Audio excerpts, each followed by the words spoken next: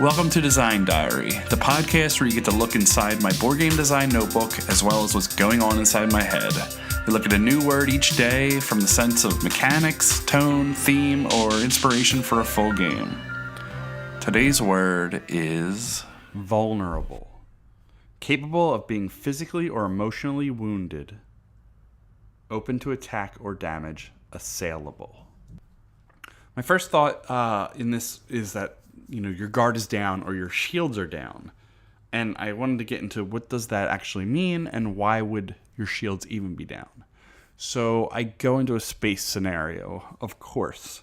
I've been working on Twin Stars Adventure Series 2 quite a bit lately, so space theme is on my mind. So your shields are usually down when you're letting someone that you are allied with enter your ship or your base. That's a big open gap and a time for it.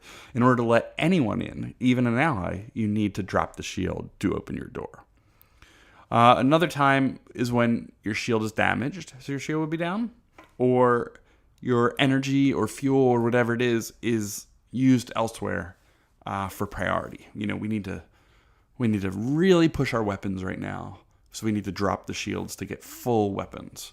Or speed. We need to get full speed right now, so we need to drop the shields. But all of these scenarios leave you with a vulnerable moment where your enemy or your opponent can sneak in and attack. From a gameplay sense, a player's open to vulnerability whenever an opponent can see what they're doing or impact what they're doing. So if I'm playing something open, I'm vulnerable because you know what I'm working on. If you're able to, put cards into my hand or into my, this whole thing worked around building a ship. So if you're able to, put cards into my ship or anything like that, you're impacting what I'm doing and opening doors that I don't want or need open. So in a game with open and hidden information, players need to be aware of what they reveal and what their opponents reveal. We did this sort of in a game called Pod X by Daniel Solis, where I wanted to abstract it out, but in Pod X, you're trying to find the missing escape pod, the last escape pod, and you're playing rooms of the ship to show where the escape pod is not by revealing certain cards, keeping ones in your hand, it's just showing different locations on the ship. And the dealer knows where the escape pod is, so the dealer will lead with some information, and other players can kind of gain something off of that. So the dealer has that vulnerability. But I wanted to abstract that out and just using the rooms from a ship, for example. The game is about designing the ship and hiding your like mainframe computer, for example. So anything that's on the outside of my ship, any kind of room or anything on the outside of my ship has to be revealed because let's say there are windows, or for example, or even just scan tech can see into outside rooms. So anything on the outside is just wide open information. I reveal it and it's there. Any opponent can see it. But any inner room is kept face down. They're hidden, they're blocked by the other rooms, and they're far enough in the ship that you can't see it. Your goal is to infiltrate your opponent's ship and find their mainframe computer. But you don't know anything besides the size of it, so you can see that it's maybe 5 wide, and the 2 on the outside are revealed and the 3 on the middle are not. You can see the size of it, and you know what rooms are on the borders. That's all you know.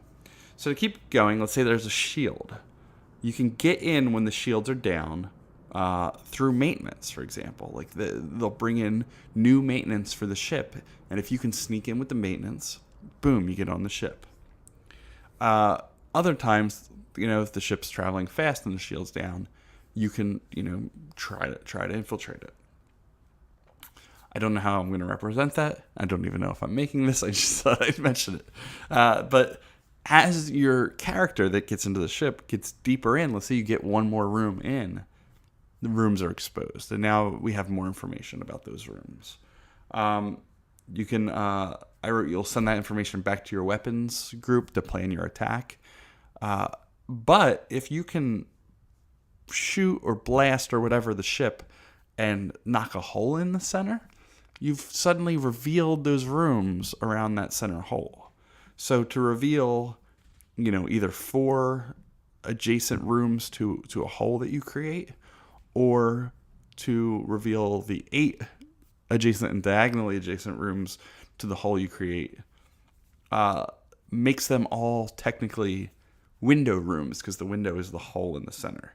I don't know if that makes any sense, and I don't know that this theme or whatever is the right thing for it, but anything bordering an outside is revealed. Anything bordering an inside is hidden.